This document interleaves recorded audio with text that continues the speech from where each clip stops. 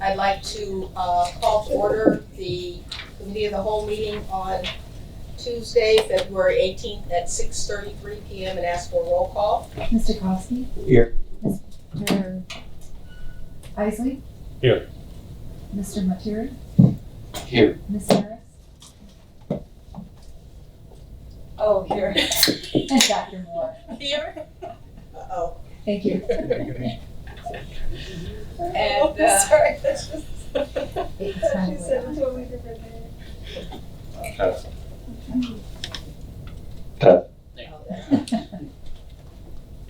Okay, and any public comments? Wanna-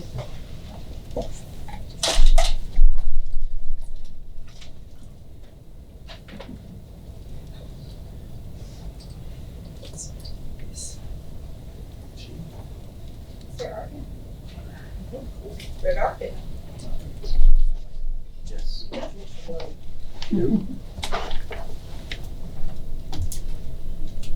Hello, my name is Frackin and I reside at 221 North Kenilworth.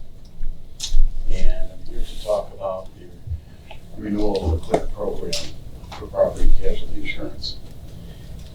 As an experienced property and casualty insurance professional, I am perplexed by the methodology used in the RFP process for property, casualty, and workers' compensation insurance coverage and the resulting recommendation from the administration.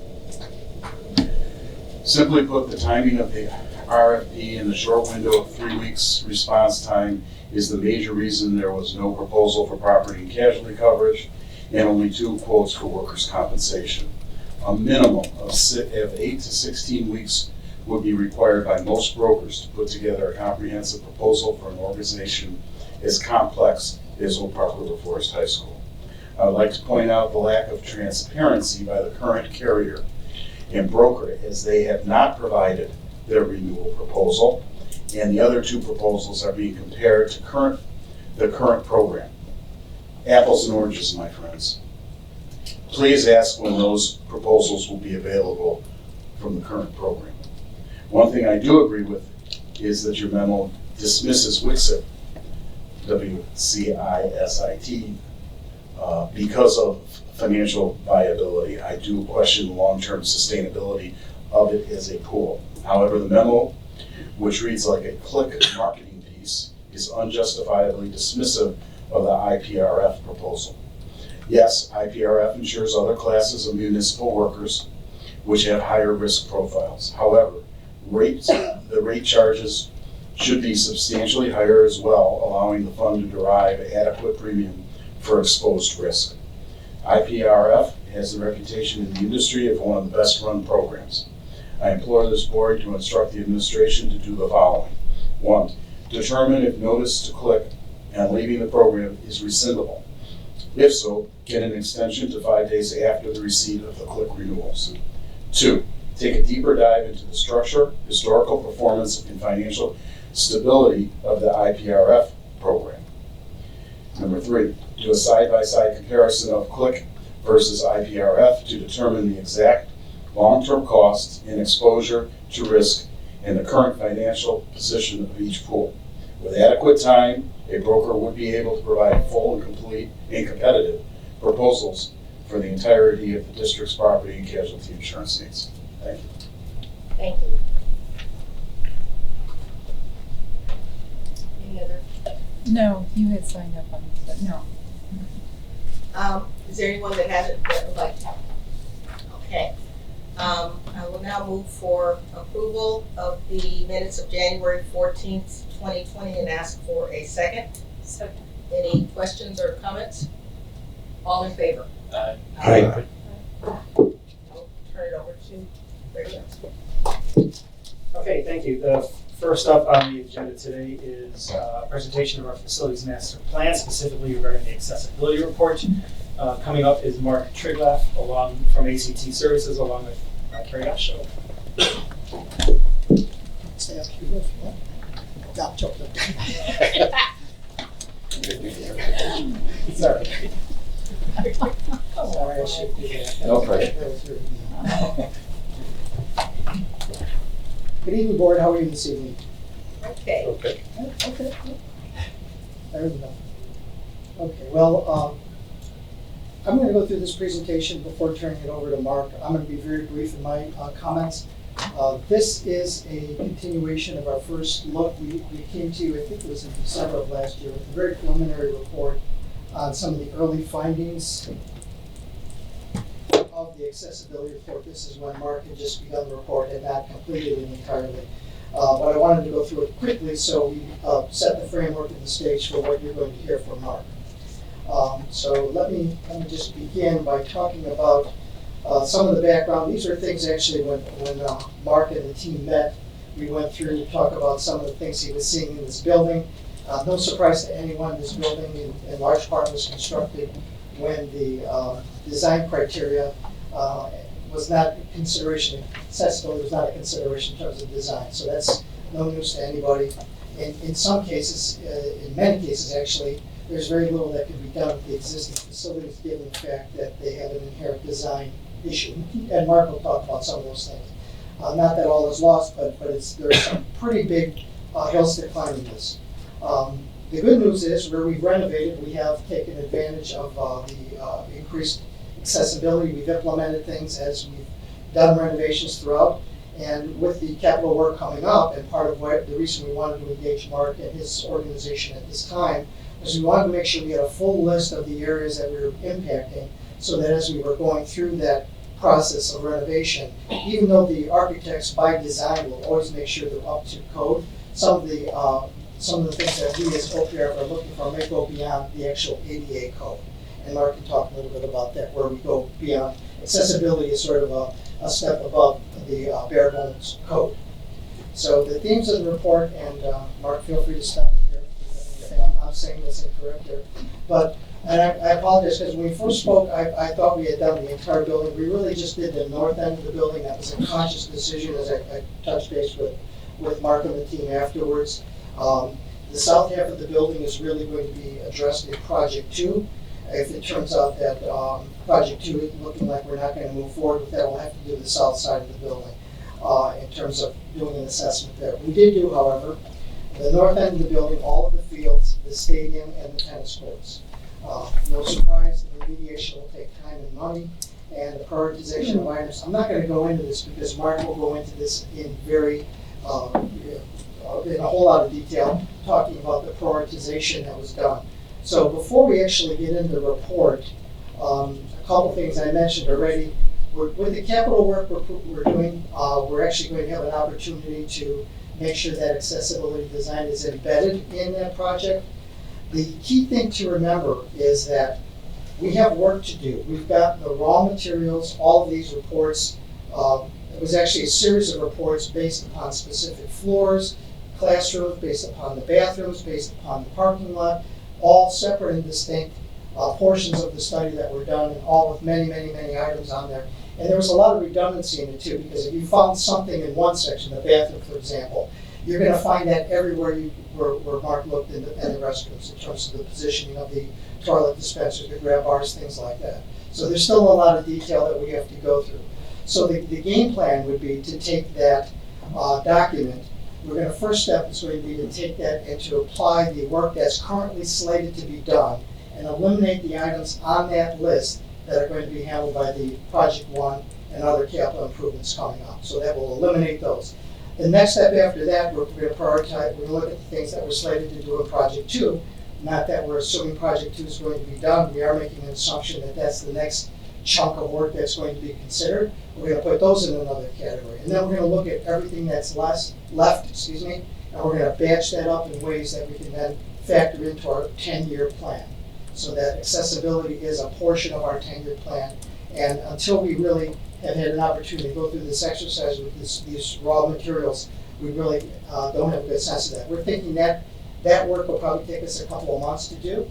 The first part of it will be done much quicker in terms of assessing what portion of that will be addressed by the Project 1 and capital improvements work. That'll go pretty quick. But it's the other work that's going to take us a little longer to achieve. Okay? So the last thing before I turn it over to Mark is we are planning to form an advisory group to help us with the prioritization of the items. Now, in terms of prioritization on items we know we're going to handle by virtue of the work we're already doing, we don't need to prioritize those. They're already going to be done.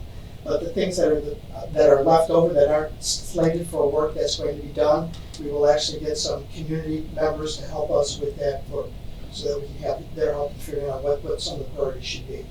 Okay? So without further ado, I'm going to turn it over to Mark. Mark, you got to make sure that something is. Okay. All right. And just use the mouse. Okay. All right. So Very good. Excuse me, Mike, Gina and I both had a similar question on that. How are you gonna select this advisory group and what kind of input are you gonna look for from that when you're going through the prioritization process? Yeah, that's a great question. I don't want to say to you that I've given it a whole lot of thought. We've picked advisory groups from the community before with sort of an all call, and basically, depending on how many people have, will basically self-select to want to be a part of that. Depending on the number of that, we might go through some sort of an interview process. We've done that for other community groups. So that would be the approach, just off the top of my head. If there's a different way or some other approach that you might think of, we'd be open to suggestions for that. I think the only concern is that it's I'm sorry. I think the only concern is that it truly be an inclusive advisory group, right? That you get a lot of different opinions at the table from a spectrum of the community. Fair enough. And part of the all-call process is, especially if we get more people than we need, is that we can basically try to balance that a bit better. Totally agree. Sorry. No, it's all good, thank you. No, and Michael and I talked about that a little bit too, because I had an advisory group when I was at Brookfield Zoo, and we just kind of talked about when you have a transition plan, there's supposed to be an open kind of forum to get feedback from the public. So trying to represent not only the individuals with a disability, but it could be a parent with a child with a disability or an older adult. So you do want to try to get a very broad spectrum. So I think that's exactly what you were kind of looking at. And that's, Michael and I have kind of talked about that too. So I think he's aware of that concern to make sure we do that. So, okay, I just want to thank you for the opportunity to talk with you and give you this kind of overview of the review.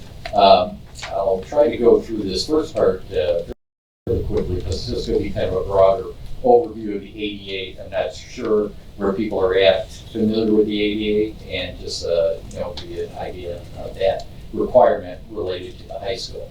So just a little bit of my background, I have a degree in outdoor and therapeutic recreation, so used to do adaptive sports. I'm also a certified ADA coordinator as well. Worked at Brookfield Zoo. I was the access coordinator for people with disabilities. Actually lived in Oak Park during that time on Austin and Adams, so very familiar with Oak Park. From there, I went to LCM Architects and worked with a couple of the best guys in the country with accessibility, Jack Catlin and Doug Anderson. They both served on the access board that develops the standards for the ADA. So the 2010 standards, my actual boss, Jack Catlin, was the chair of that, and then Doug Anderson was the chair during the time. Another set that's called outdoor developed areas have been put together. Those have not been approved at this point in time, but that's more for more natural areas than that. So really, I felt like I worked under a couple of best guys in the country related to that. Went out on my own, been out on my own for 13 years now. Have a focus related to obviously accessibility, but also universal design, and that was something that we had discussions on it, how to try to fit it, especially into an older structure such as the high school here too. And there's a lot of challenges, as you could well imagine, on that. But that was a discussion that we had, trying to increase the accessibility, not only meet minimums, but try to go above and beyond that whenever possible. So that was a lot of discussions that we had related to that. So just a real brief overview just on the ADA. So if you think about chapters of the book, the ADA is kind of divided up into what they call titles. So Title 1 is focused on employment. So you think of employee with a disability and accommodating them to be able to work. Title 2 is state and local governments and all broad aspects of that. And that's what you would be a part of because you're part of a state and local government. Title 3 is for public accommodations, so that's for profit and nonprofit organizations. Title 4 is telecommunication. That was related to people who were deaf, hard of hearing, to be able to use a telephone system. And that was something that was developed, a relay system nationwide. And then Title V is related to just kind of miscellaneous kind of insurance type of things. So just real brief overview on that. So the reports that we put together when we did the reviews of all the floors, restrooms, and stadium and everything like that, this is the form that we follow. And the basic requirements for a transition plan is having a note of what the accessibility issue is, something that does not meet code, a code reference, be it the Illinois code or the Americans with Disabilities Act accessibility guidelines. Got two codes we have to look at. More stringent in some areas is the Illinois code, so that would be put into the report. A potential solution, and when possible, try to give a couple of different options or solutions related to coming into compliance. And then a priority. There's a priority system that the Access Board put together on a 1, 2, 3, 4 priority as to try to help from a planning standpoint on what to focus on initially, and then other things to look at as well. And that's just kind of helps some guidelines, especially for a group that is trying to rectify or take care of accessibility issues, remove barriers. Helps from a planning standpoint and try to figure that out and budget for it as well. And then we gave some estimated costs. So that's from a book called the ADA Means Guide that's used by a lot of architectural and engineering firms as well. And it's a ballpark figure, and it's one that is provided, also has factoring for like the Chicagoland area, which is obviously going to be a lot more expensive than other areas of the country. So at least again, from a budgetary and planning standpoint, that's what the report would include.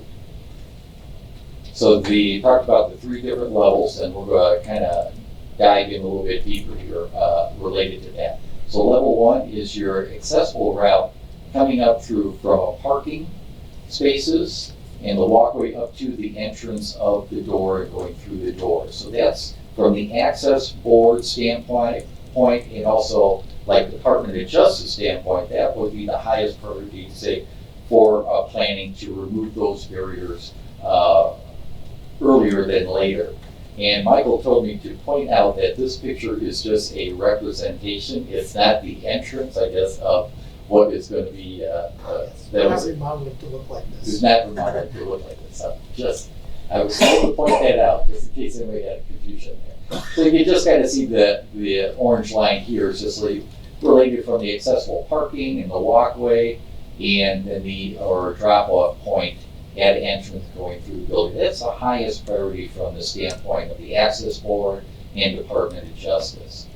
So in the areas that we looked at, and just a couple items that we'll point out here, in the parking space, which is a parking that I understand is part of the village building itself, there were some issues related to the parking spaces. So the slope of the parking spaces was too steep. So you think of somebody that had a ramp or a lift that would come out of their vehicle, because of that slope, it would tip, and potentially that individual could actually tip off that lift. So it's something that would have to be leveled more to no more, they say, 2%. So it's something that has a safety aspect to it as well as accessibility aspect to it as well. Some slopes in the sidewalk coming from the parking garage and going toward the entrance, and I understand that that's the village as well. So just these are things that would obviously have to be worked together with the village in order to make these type of corrections here. So level 2 is kind of once you get inside the building here, the ability to get to all the different areas of the classes, restrooms, getting up to the restrooms, getting to auditoriums, things like that. So they call that access to program and services. So again, this is just a representation drawing here, and that just kind of shows a line getting to the different areas within that particular building there. So we looked at things like the interior accessible routes. So we looked at those ramp slopes, and there's a couple areas that they are steep. The challenge is here, because of the limited space, if you try to flatten it out, that's going to make that ramp longer, and then it starts getting into doorway areas as well. So that's kind of one of the challenges, because one of the things we're trying to look at, could you make a ramp slope that's more universally designed, which is a very gentle slope, but that would take a lot more space, and again, you're going to be running into situations of doorway entrances and things like that. So that's kind of one of the challenges there. looking at things like handrails. That's kind of something that was kind of interesting. We were here on one Saturday when they were having a reunion of the high school, and there were some individuals that were older, and they were having a little trouble grabbing some of the handrails to go up the stairs. So the handrails are supposed to be designed for somebody to be able more easily grasp it, and also have an extension on it too, so somebody can hold onto that, kind of get their balance or steady before they start going up the stairs. So that is something that I was just kind of pointing out here related to the auditorium there. Protruding objects, so not only, a lot of times people think of the ADA only from a wheelchair perspective, and I want to point out that there are aspects of it that relate to individuals with a variety of different disabilities. In this case, this would be somebody with low vision or blind that might be using a cane. So with the AED that's protruding out of the wall, a cane is supposed to detect a barrier so a person can go around it. Because of its height and how far it's sticking out, somebody could accidentally run into it. And that would be the same with the stairs there too. With somebody's cane, they could be going along, they're going to use the wall as their guide. Their head, unfortunately, is going to hit before their cane would detect the back of that stairway area. So that would be something that would be some type of detectable barrier for somebody to go through. And I think the other thing too is thinking of the high school, not only from a student perspective, you have the public come here for so many different events, the theater and sporting events and things like that. So you have a lot of outside people that are going to be coming in here as well, not only thinking along the lines of students. But obviously we look at classrooms as well and looking at different things related to lab stations, the knee clearance for somebody that is using a wheelchair to be able to clearly get underneath that desk in order to be able to use the lab. Also the ventilation area for somebody to be able to easily get up if they were using a wheelchair to get into that ventilation system and be able to do any of the chemical experiments that they probably were going to be doing in that particular lab there. One of the things that we did notice in a couple of things, such as the emergency type of equipment in the labs, is related to like the shower handle being out of range of somebody that's in a wheelchair. If they got chemicals spilled on them, I know that's something that they should be able to pull on. If they were there or were trying to get over to there, they probably wouldn't be able to reach that handle, it's too high. And then also the eye wash station, somebody would be able to pull up in their wheelchair to be able to get their eyes in there to be able to get that chemical washed out from any kind of accident that might happen. Did look at assembly areas, so thinking along the stadium as well as related into auditorium areas. So assembly areas, so the stadium we look at related to what they call companion seating spaces, or wheelchair spacing. So obviously I know there's history with the historical aspect of the stadium, but this is looking in areas that probably would be in the front row and basically like a cutout area that somebody in a wheelchair could pull into and basically sit next to, if you have a husband and wife, the husband's in a wheelchair, the wife isn't, she could sit on the bench, but her husband can sit right next to her because through that, with that cutout. The other thing is in the auditorium area would be assistive listening devices, so that's called effective communication. So somebody that's hard of hearing and somebody is speaking into a microphone like this, they can have some type of assistive device that would help them with that hearing. Typically it's going to increase the volume, or it's also like a headset that could help them with background noises so they can more effectively hear what's being said. So those are things that could be a permanent type of thing, or there's also portable ones too. So they could be used maybe in a couple areas, like in a classroom if you had a student with some type of hearing difficulty as well. All right. Some of the challenges that we had a lot of discussion on was clear maneuvering spaces at doors. So obviously the age of this building, maneuvering space, basically what it means is a space that's clear next to a door, so somebody that's in a wheelchair could be able to easily open the door and then be able to get through it. So they're out of the swing of the door. So the challenge is there, not knowing what's behind these walls. I suspect that probably because of the age of the building, there's going to be asbestos. So trying to get to some change in that respect could be very costly, obviously. So we tried to talk about several different options. I know one of the things that I think the group had kind of talked about was maybe some type of policy and procedure type of thing where the door could be propped open, while students are coming in and out for classes. and then it's something that could be closed later on. I think you had an electronic system or something that you were discussing. So we're trying to talk about different solutions here that could be cost effective, but still allow students that freedom to be able to easily go in and out of classrooms by themselves without assistance. So that's probably the more, I would say, the more challenging thing that you might have related to your classrooms.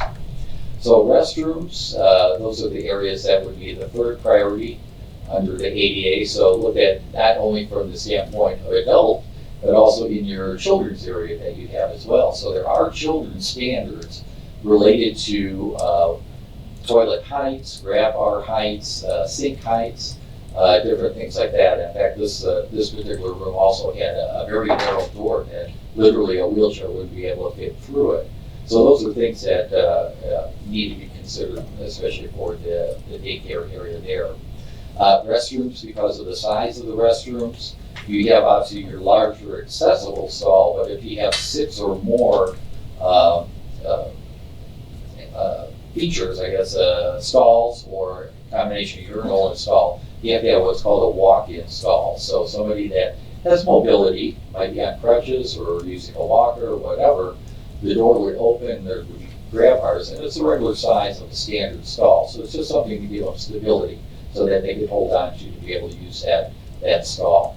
And then obviously there are some things that are easy, quick solution, but there are items that were in some of the accessible stalls that would prevent somebody in a wheelchair to be able to easily maneuver to get up to the toilet if they need to do it. So some of these items would just have to be moved or relocated to a different spot. So restrooms, we talked about toilet paper dispensers, making sure there was enough space above grab bars, pipe protection, that's basically for somebody to protect their legs when they pull underneath a sink so they don't cut it or burn it on the piping. And then the level 4 here is just kind of remaining elements that aren't probably critical in preventing somebody from being able to get to classes or different activities going on, but they're noted in the code. So that's something that is obviously a lower priority. They might be easier to take care of in some situations, but that's just might be a lower priority. So drinking fountains, obviously you have a lot of drinking fountains that I think I can remember from grade school as well, and the white ones in particular, that were very durable and probably last forever, but they're supposed to be a high-low system. So basically one that's a wheelchair height, and then one's standing height for people with bad backs for bending over and that. So that's kind of the high-low system. And then obviously, some of the other ones are older that are at a standing height. You just need to have a wheelchair height. That's supposed to be 100% of drinking fountains supposed to have that. Restrooms, simple things, a coat hook maybe is too high, mounted too high. So it's either relocating that one lower or just put a second one under that's lower and within the reach range. And mirror mounting heights, there's a certain mounting height for people to be able to see themselves, that might be shorter in stature or somebody that's using a wheelchair. So some of the next steps is we talked about with Michael and the group is within that transition plan report that you saw earlier, there is a column related to estimated dates for making changes, and they're estimated, and that's what the Access Board and Department of Justice is looking for, estimated dates that you think you could be taking care of these particular issues. And some of them are kind of breaking them out too, thinking about them. Some are going to be maintenance things, so like the door pressure it takes to open the door is something that as it gets used, it's going to get heavier and heavier. It just needs to be adjusted probably once a year. So that's going to be a regular maintenance type of thing. That could be a category of itself. Capital projects, obviously some items are going to be more expensive, and that's something that would have to be considered for larger renovations that are going on, which it sounds like there's a lot of planning going on right now related to those. And then a kind of a proactive area removal. What are things that should be done that don't kind of fall into those other two categories that need to be worked on a every year kind of basis, removing those areas. So kind of show that prioritization that they have. And some of the things that we've talked about as well, some of the accessibility aspects have safety aspects as well. So those would be a higher priority. And that's the way we kind of noted them in the report as well, that those are things that probably should get taken care of sooner than later type of thing. Selection of an ADA coordinator, so that's kind of the point person, that if there was ever any questions from either the public or internally, that would be kind of that person that you would go to to ask that question or try to get some answers related to that. And then we kind of talked about, providing a public meeting of some sort or advisory group type of thing. So there's, within the disability community, they talk about nothing about us without us. And that's kind of the idea under the ADA related to that. So again, kind of the advisory group for public meetings in order to get feedback from people, those individuals that are going to be affected by these changes, and they can give, good recommendations or products that they know don't work or do work or those type of things. And that's kind of the back and forth that you're trying to do with the public related to that.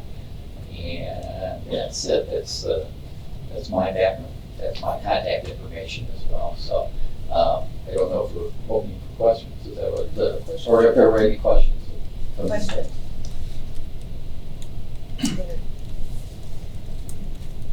So at the beginning, you, Mike mentioned that, you're gonna take and now look at it, what's in phase 1, 2, et cetera.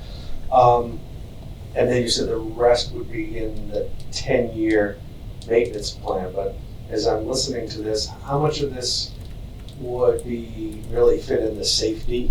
Well, are we looking at our safety work that we've got as also as what might be in there? And how much of this might, qualify in safety? Yeah, the answer is yes, but that's part of the analysis too. We didn't really consider the funding source of it. It was really just identifying what the issues were. Health life safety has its own set of requirements, and which of these would fall into that, we would get some experts to help us with that. Obviously, if it can be funded out of that bucket of money, that's where we would fund it. So in terms of the report that we'll have access to, correct? Mike, to your point, are there ways of looking at the report and being able to determine what falls under the listings for the life safety issues? Yeah, now, I'm gonna be honest, I'm not an expert on what sorts of things would fall into that category. We would work with our architect to help us with that in terms of things. And what happens there is you basically send your list of things into the state of Illinois. They would identify things which would fall into those categories. Send it in, they would have to then approve it. And once it's approved, then we can include it in our plan. I believe from the time it's approved, you have 5 years to get it done. So we've got to work on the timing of it too, because we're trying to balance this work and the funding of this work in conjunction with all the other work we're doing. The long-term facilities plan, which has a maintenance portion, and the others. So we're trying to figure out right now the timing of all of these things. That's why I said the first order of business is really to look at the things on the list and cross off the ones we feel we're going to be able to really handle by the project 1 work. So that's just eliminates a chunk of those right off the bat.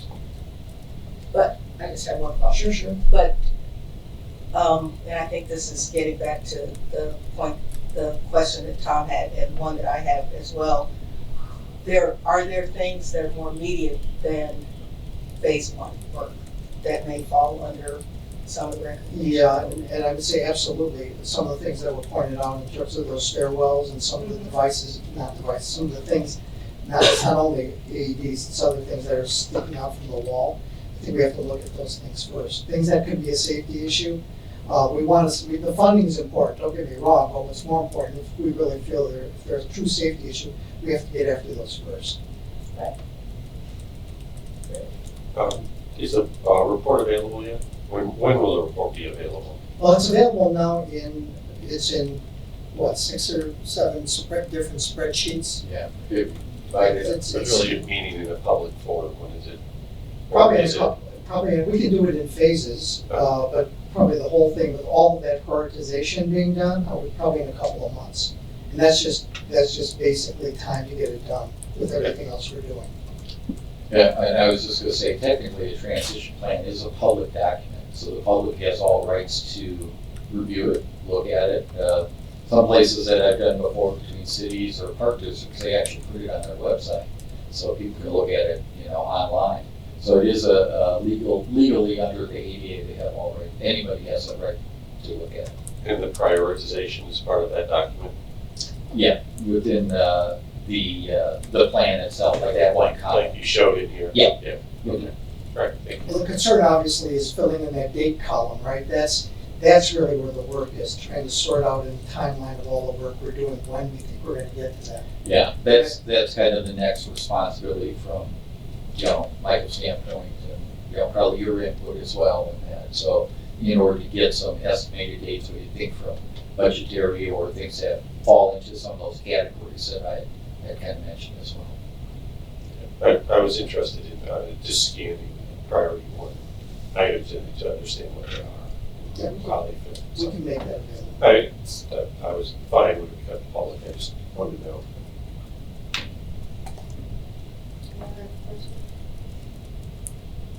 I had one other, some of the items that were pointed out seem to be things that don't need further review, like the bush that needs to be pruned back or things like that. Are those going to be, just kind of common sense kind of things? We're not going to wait to review that further. The low-hanging fruit we'll take care of, the extra hook on the door, things like that are very straightforward to do. There were some in there just in terms of there's criteria on how much pressure it takes to open the door. Right. That stuff is just an adjustment, so those things we will put on our list for summer maintenance, and we'll get those done pretty quick. And I think it's important from a communication and transparency standpoint that we note that, those things will be taken care of this summer. Fair enough. And because there has been a lot of questions about how we're addressing this and how we're prioritizing, but also going beyond the federal standards. That's great feedback, we'll do that. Okay. Any other questions? Thank you. Good one. Thank you very much. Yeah, thank you.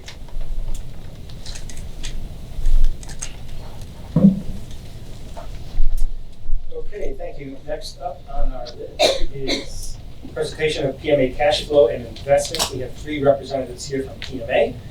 Jonathan Brandt, Brian Hextel, and Audra Brasky, and also Cindy Sidor will be coming up for the presentation as well.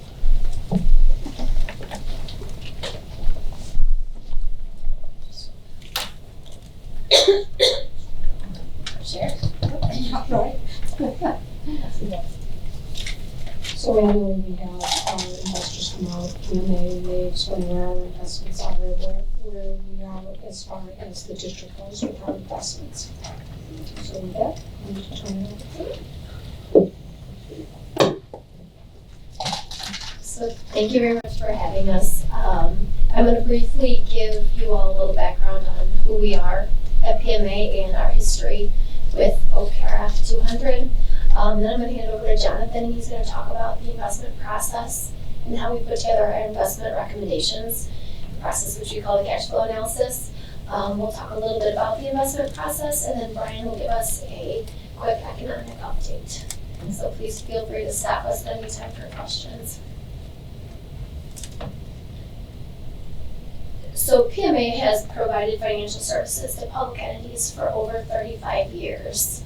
Our founder was a business official at a community college in Morton, got his start, and we are headquartered out of Naperville, half an hour away, about an hour in this traffic. And we've since grown to 12 states and over 27 billion of assets under administration. Despite all the growth we've had, our largest client base is still Illinois K-12s. We have various companies that operate under common ownership. Jonathan and I represent PMA Securities, so we're the registered broker-dealer, whereas Brian is on the Prudent Advisor side, which is an SEC registered investment advisor. So it's just different companies all under the same ownership, mostly for regulatory purposes. So specifically with the district, we've worked with OPRF directly since the dissolution of the township treasurer, which was 14 or so years ago. We provided cash flow analysis immediately after that was dissolved. We came in and started helping with cash flow analysis. We've worked on 5-year projections for 11 years. That's since spun off into a separate company with separate ownership called Forecast 5. And then the 5Cast group worked with the district at the meritorious budget award for the last 9 years. So we have quite a history with the district. Jonathan's going to talk about how we propose investments and how we work with our clients to come up with an investment plan. We employ what we call a cash flow based approach. And what that means is that we want to understand your financial picture, when your revenues are coming in, how your expenditures are going out the door, before Cindy would get a call from Jonathan saying, here are your investment options. He's never just going to send her a list of rates. He's going to make sure it matches your liability and your cash flow picture. Yeah, so as Audrey was mentioning, the cash flow analysis. Green, there you go. There we go, good to go. So as Audrey was mentioning, the cash flow analysis is really the lifeblood of PMA. That's our main service. So what we're doing, what it shows us is when revenues are received and when the district's expenditures are going to be leaving. So it's really a conservative analysis of fund liability. So what we're doing is we're looking at the district's accounts payable dates, the payroll, and then we take that information and we develop a liability-driven investment plan. The cash flow plan covers the current fiscal year as well as the next 2 fiscal years, which allows for administrative efficiency in the case that the district may ever need to borrow dollars for capital projects. So we can kind of see that information ahead of time. So on this page, what we're doing is we're looking at the district's revenues. It's an aggregate breakdown of the district's revenues by operating funds. So you can see the district is primarily funded by property taxes, with 87% of revenues being from local sources, 9% of which are coming from the state, and 4% of which are coming from federal sources. If you look at the figure to the right, you'll see those spikes there in July, August, February, and March. So that's when Cook County tax revenue is being distributed to the district. Now on the flip side, if we look at the expenditures, you can see that the district's primary expenditure is salaries and benefits, making up 76% of the district's expenditures. And now, if we flip to the cash flow graph, which is the next slide. Go ahead. Here we go. So this is the district's cash flow graph, sometimes referred to as a mountain graph just because of all the peaks and the valleys. And what this is a financial picture of the district for the current fiscal year again, as well as the next 2 fiscal years.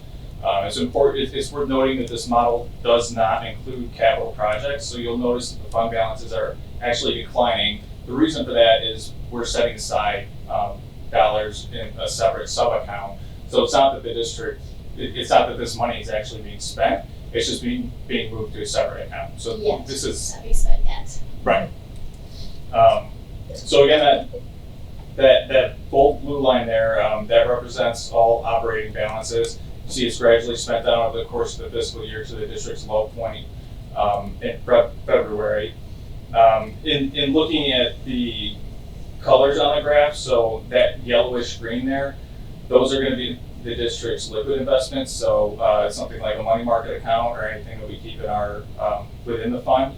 The gray portion there is going to be the district's current investments. So those are investments that have already been placed, and you can see how they kind of go in line with that, the overall fund balance, because those are investments coming due to fund liabilities like payroll and accounts payable.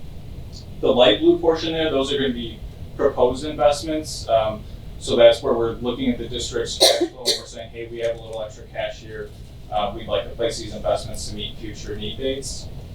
The dark blue portion is the district's long-term investments as well as proposed long-term investments. So those are going to be investments of maturity with 1 year or greater. And then that medium blue towards the bottom there, that's going to be the district's liquidity comfort level, which we have recorded it as 5 million. Those are dollars that we'd like to keep on hand just in case any unforeseen short-term expenditures come up. So one of the things that we want to look at when we see the graph is we want to see how much of your dollars are going to be used within the operating cycle to just-in-time fund your expenditures. And then within the next 2-year period, what's your low point? And how much of those dollars can be looked at differently and taken out farther on the yield curve in order to generate additional yield? So that's what we're looking at when we put this graph together. Moving on to the investment process, like I mentioned before, the cash flow plan, the next page when we hand this cash flow binder to Cindy, excuse me, is basically a laundry list of proposed investments. So it translates into a list of all your liabilities as well as what you could invest out long term. And then we only propose investment options based on the plan. So you won't get a call saying we have this really great 5-year rate where we're going to call all the districts in Illinois that have a certain amount of budget size. Because just because you're a large district doesn't mean you have money long term. We can use Oswego as an example. Very large district, they run out of money every year. There are a lot of districts like that. Much more districts like that than there are districts like yourself who actually have longer term fund balances. So we want to make sure we understand that before we're showing you investment options.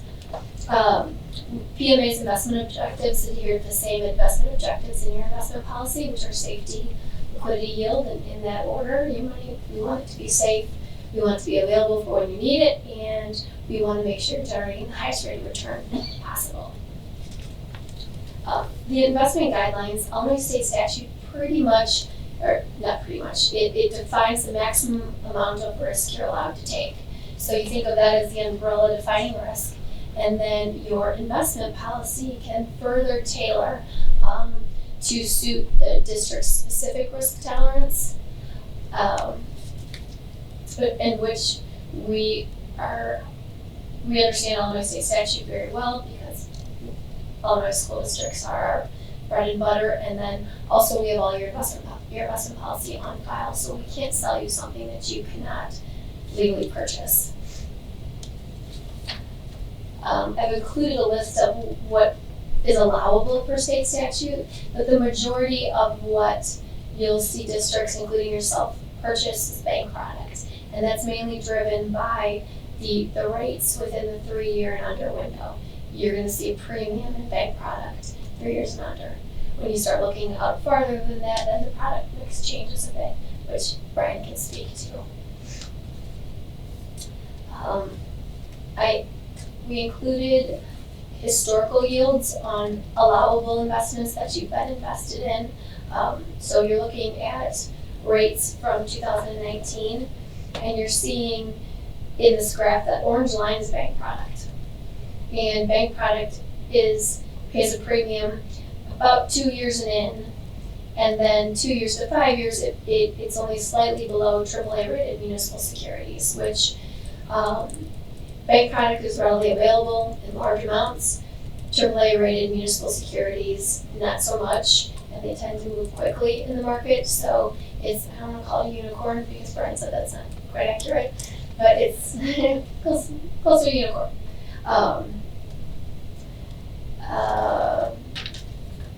And then this next slide, I'm going to go over and hand it to Brian, and he's going to give a quick economic update. Right, thank you. So the last slide we saw showed a number of different products and the yields that are offered in the market as of December 31st. This chart looks at slightly more current rates. It's still January 22nd in that blue line compared to where rates were a year ago with the green line, and quite a bit above. And just as a quick recap of what occurred in 2019 is that we saw the Fed cut rates 3 times at 25 basis points or 0.25% in each cut, so a total of about 75 basis points in rate cuts. And that was really driven largely by concerns around trade and kind of tangent concerns around that on inflation and growth in general. So after those 3 cuts by the Fed, we started to see some really positive news develop in the fourth quarter, we saw longer term rates start to increase. And when we think about market interest rates, the very short end, 1 month, 3 month, that's really driven by the Fed. They have a lot of influence over where short-term interest rates are at. When you start moving out to 2 years, especially to 5 and 10 and 30 years, that's really driven by long-term growth expectations, long-term inflation expectations. So when we started to see longer-term rates increase, and I'm just talking for the purposes of the investments that we'd be thinking about inside of 5 years. So, that 1 to 5 year type investment horizon, when we started seeing those rates increase, that was the market kind of saying to the Fed, thanks for cutting rates. We think that the market is in a stronger position to grow, and those interest rates moved up, reflecting those higher growth expectations. So what we saw last year, when you put all that together, was a pretty volatile year for rates. It was this uncertainty at the beginning of the year, followed by Fed cuts, followed by longer end of the curve growing. Well, sure enough, we entered 2020, and really we're seeing a continuation of that volatility this year. It already seems like a long time ago, but the year started off with some pretty major developments in the Middle East. Those were relatively quickly resolved, but also very quickly followed by the headlines quickly turning to the coronavirus.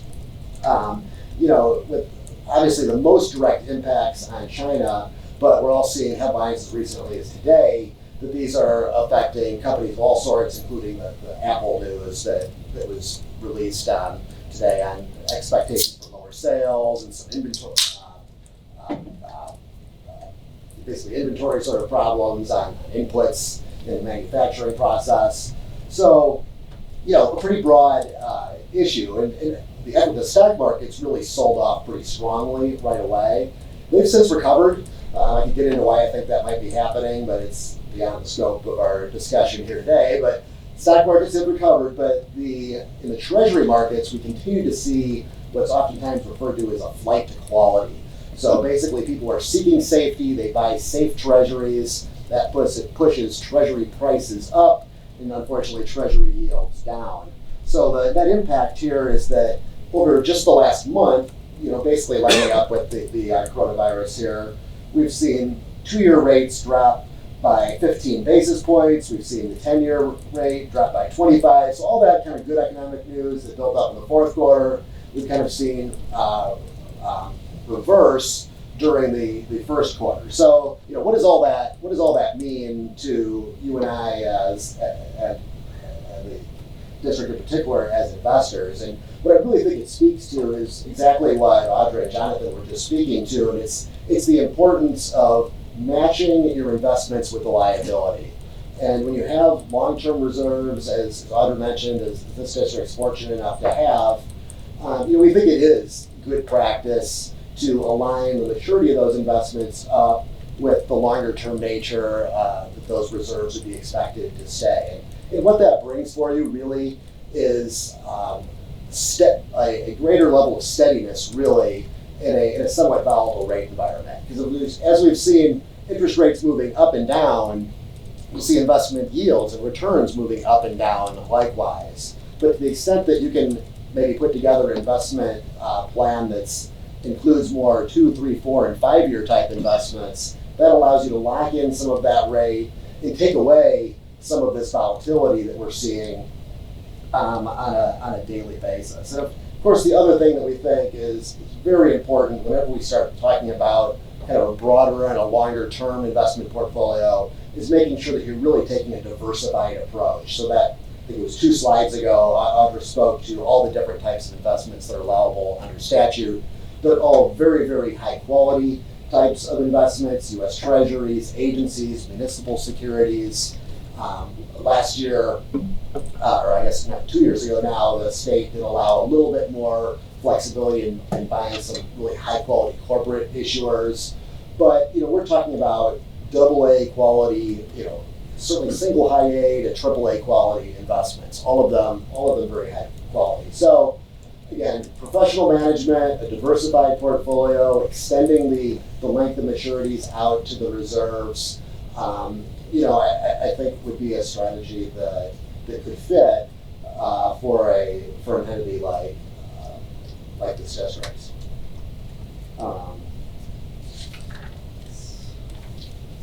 So the last slide we have is kind of your existing portfolio. And this is as of December 31st. I want to point that out because, like Brian said, from December 31st to now, a lot has changed.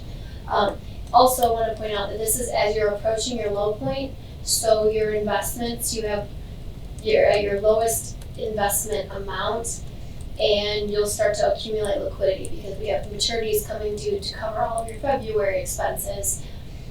And we don't want to count on Cook County coming in February, although it has already started.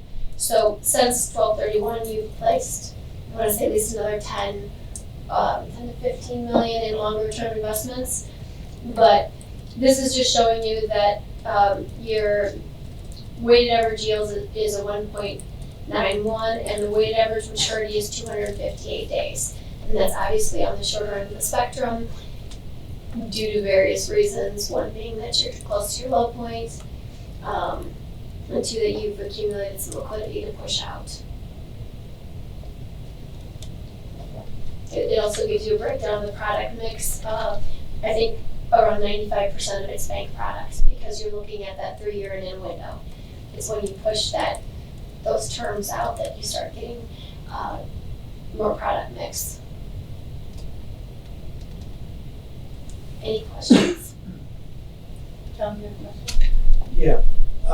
So you showed the yields on a couple different products, but is there a benchmark for, a public institution that we measure ourselves against when we look at our overall portfolio yield?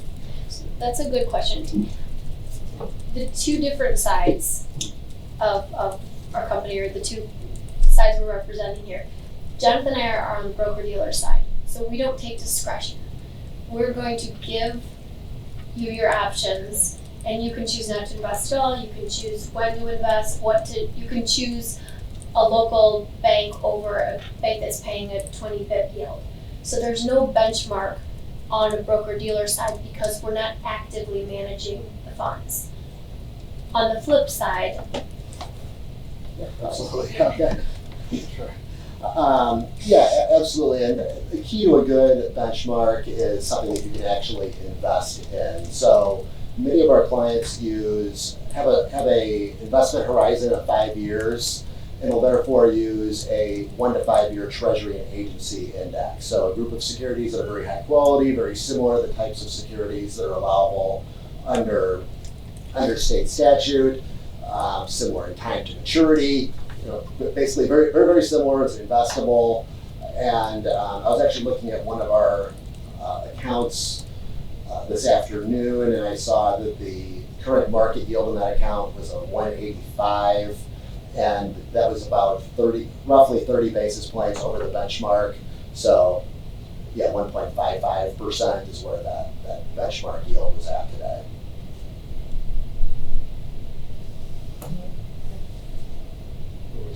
Better than the S&P. Who decides or who recommends the maturity profile that we're using? so on our side, it's the cash flow graph. We're looking at your low points. We're coming up with a comfort level of how we're only looking out 2 to 3 years. So it's 2 to 3 years. On the investment advisory side, the portfolio advisor would work with the business office to come up with a comfort level for that specific fund. So if you have, let's say, 40 million long-term dollars, you want to take 30 of it and put it into the investment advisor. So when I look at the investment graph, I see a blue section of long-term of a year or plus, kind of runs around high 30s to low $40 million. What you're recommending is in the long-term piece. But when I actually look back at what our maturity curve is, I mean, we barely have anything out 18 months. So the question is, why? I'll jump in, I think. And one of the things that is difficult, and we are seeing this for some of our particularly larger clients that have some long-term reserves, is that increasingly in the CD market, banks are not offering a lot of 2 and 3 year CDs. So in order to, actually implement a strategy with a 1 to 5 year type of a plan, it really takes a broader mix of securities. And maybe this will get to part of your question. Before moving over to the side of the business that I'm on, that actually requires an investment advisory contract to be signed. So it's sort of a separate endeavor. Like Audrey mentioned, on the broker-dealer side, they're showing product every day to folks in administration, and they make that choice on a daily basis. They can buy it, they cannot buy it, as Audrey said. And we think oftentimes we're offering up really competitive rates in the market on an apples to apples basis. But if you're thinking about taking that next step, and that's really what this is, a discussion about do we want to take that next step, that does require entering into a contract and talking about what the parameters of that investment plan would be exactly. So we're trying to provide a little bit of background and scope to what a plan could look like. So I'm sorry, I didn't understand any of that. Oh, sorry. So the question I kind of had, so that begs the question, is okay, so we have a set of investments going out 18 months, give or take, according to this chart. And my question is really, what have we done to optimize our set of investments? And I didn't really hear anything. I heard we need an investment advisory contract to do that. That's what I heard you say. So It's I definitely kind of, another option. A different way to say what Brian was saying is that because of the volatility in the short-term rates, there's not a lot of banks that want to lock in rates 2 and 3 years. You're also seeing an extremely flat and sometimes downward sloping yield curve. So it's really hard to go out of an investment that was earning, a 180 and locking it in for 3 years in a treasury because there's no bank product available at a 140. So there's more liquidity in your portfolio, and if you see an 18-month rate that's 20 basis points higher because of bank product, which is going to pay a premium to a treasury, you're going to go with the 18-month option due to the rate premium over like the 3 year. There's not a lot of 3 year investments out there for us that aren't just straight treasuries or agencies. If I may jump in with what I'm interpreting from this is that there's not enough incentive of an appreciably higher percentage rate, sometimes it's even higher, to lock it up for 3 years or more. So, so for 12, 18 months is that intersection of risk and reward, modest as it is, less than 2%. It's 1.91%, I believe is what I saw. And if we were to run that as of today, it would be lower because all of the reinvestments we're doing are at a lower rate just because coronavirus, among other things, global changes. There's one question I have that's related to the $5 million figure that you mentioned earlier. That was kind of an untouchable number. liquidity. It was some shade of blue. And so is that an assumption based on our overall fund balance, or is it, I guess I'm making sure that's a number that we should still stick with. So the liquidity cushion is still invested. It's invested in an entirely liquid pool. It's usually the ISLAF fund or an SDA, which is like a savings deposit account. It's generally 2 payrolls or a payroll and an AP. So if at some point when we were doing the analysis, let's say it's year 15 and you change from bi-weekly payrolls to twice-a-month payrolls and somehow that communication gets lost, that liquidity cushion makes it so that there's money for payroll. It's earning a competitive yield. It's just not locked up. So we're not losing that much, if anything, from so it's not under a virtual mattress. There's some in the market to some degree. Yes. I didn't think it was. I just wanted to make that clear.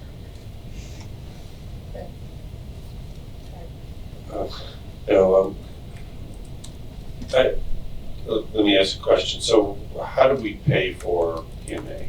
We pay a contract, like an advisory contract, we pay a broker-dealer, we pay a transaction fee for each transaction. So the process you're utilizing now is broker-dealer. So every transaction will present the net rates to Cindy and she will. Okay, understood.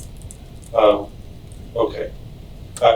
I'm struggling mainly in the fact that each year we sit through the whole analysis of cash flow and we look at all this and we come up with here's what we're gonna do. And then each year I see our investments go out to 18 months. And I kind of go like, what's the point of actually doing that? So that's just my background conversation. Which is why we thought it would be beneficial to bring Brian out and to offer up that other option of taking a chunk of these funds and investing them in different vehicles, more sophisticated, and have an actively managed strategy.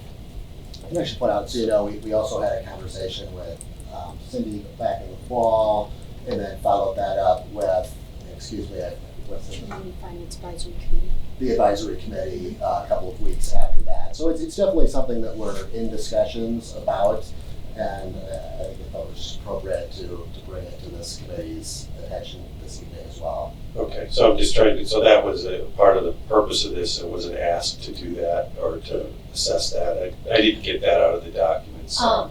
I just recognize that every time we've come out here, the question is, how can we generate more yield? So I did not want to come up here and be like, well, we can schedule another meeting and have them discuss it. So that's why I drug Brian out with me so that he could answer those questions. Okay. There is other options. There's very few Illinois schools in your position that do this type of portfolio, but you'd recognize a lot of the names that do have an IA portion and a BD portion in order to maximize interest. Okay, thank you. But I recall. So what's the potential upside? So as we when I talked about an index, I mean, what we're doing it if it's 1.5. I recall it was like 0.3%, 30 basis points. So if we go into the super managed, right, we might get how much? Yeah, I think that 30 basis points that you're recalling is probably a pretty fair percentage. So then if you multiply that out by, say, $20 million, that would come to $60,000 a year. I realize we're not, that's not groundbreaking, but on the other hand, just thinking about the presentation we just heard, $60,000 can pay for a lot of at least smaller items and be a nice part of a budget. So, I wish there was a silver bullet where we could offer up hundreds of thousands. I agree. I mean, and having sat through this for 6 years and saying that we've got $100 million invested for 6 years, the best thing we can do is spend it. I'm sorry to say question. So advisory. Share that problem. And what's it? I mean, because we're getting, Right. we're losing ground on inflation basically with our money, or keeping. Yeah, it's We might be above, keeping what? Yeah, you're getting above. Yeah, but you're above. You're extremely limited by state I statute. understood. Right. So just along that lines, you're an SEC registered advisory. What and you charge in basis points? Right. Give me some idea what the typical basis points fees are. I would say that there's break points, so the larger amount you invest, that number would get lower. It would probably start around 15 basis points and could move lower from there. And when I talked about the 30 basis points, I was talking about that net of about 15 basis points. Net of fees. Yeah. Okay. Thank you. So, this may be more a question for Cindy. In the kind of the way this has been put forth, it's not clear if there's an ask of the board.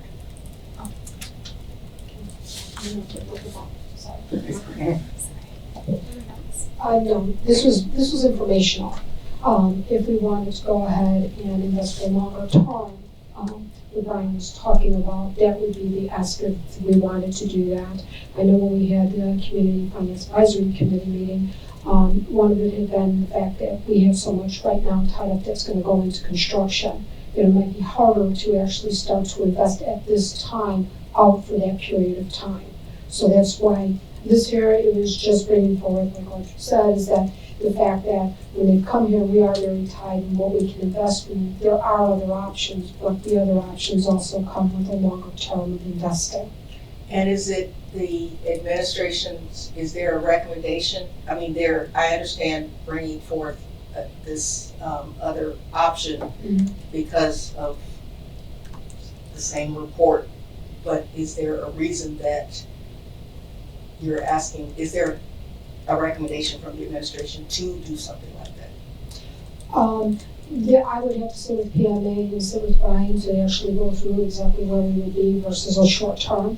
And if that's what we were looking at, the answer would be yes. But it's not in today's presentation. Today's presentation is just informational. That's all this was. Just, you mentioned because of the construction, the mountain top. Mountain grass, yeah. You got me. It's showed basically $40 million, I believe, through 3 years. Let me get what's it. And that's including us taking dollars out. We've already removed 20 million, you can see it in there. So I just want, I mean, Yes. you're saying about capital, et cetera, but that still says we have $40 million. If let me ask it.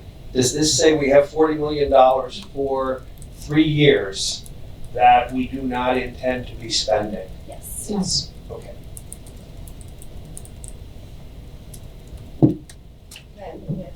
So, I know it's for information only, but, so the risk reward of going towards a more aggressive or ambitious approach or for some of the money, the upside, it sounds like would be perhaps $60,000 per year, ballpark. Yeah, maybe, yeah, depends. We won't talk your pay if it's below.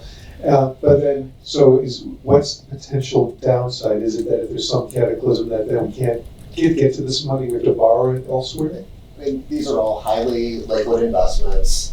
The risks would really be that, markets move and that you would have to sell a security and possibly that security had declined in price during the time period.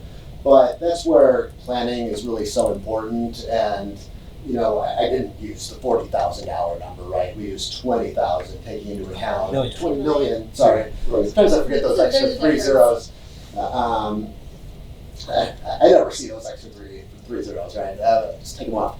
But yeah, sorry, I lost my train of So thought. you say 20 million? Yeah, 20 million. So less than that full 40. So it would make, based on all of this planning and our understanding of the projects and how they're moving along, it would be unlikely that we would have to sell that 20 million overlay.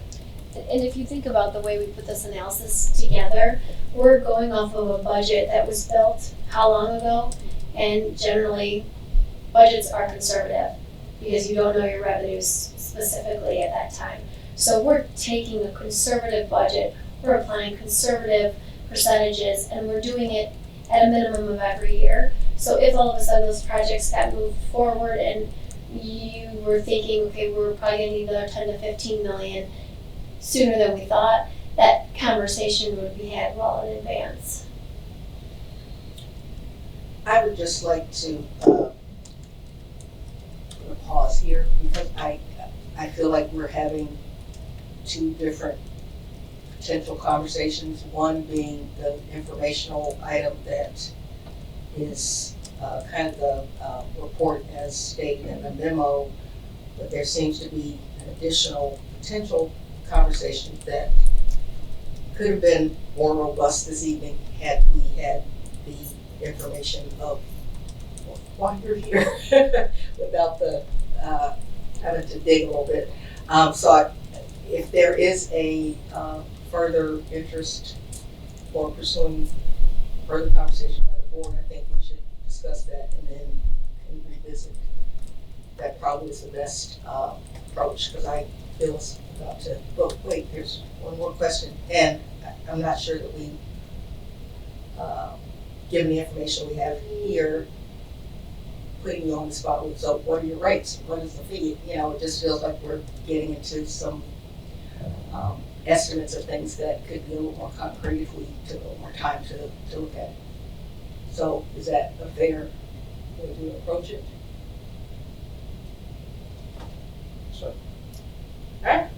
Just. When do we get to the next agenda item stuff?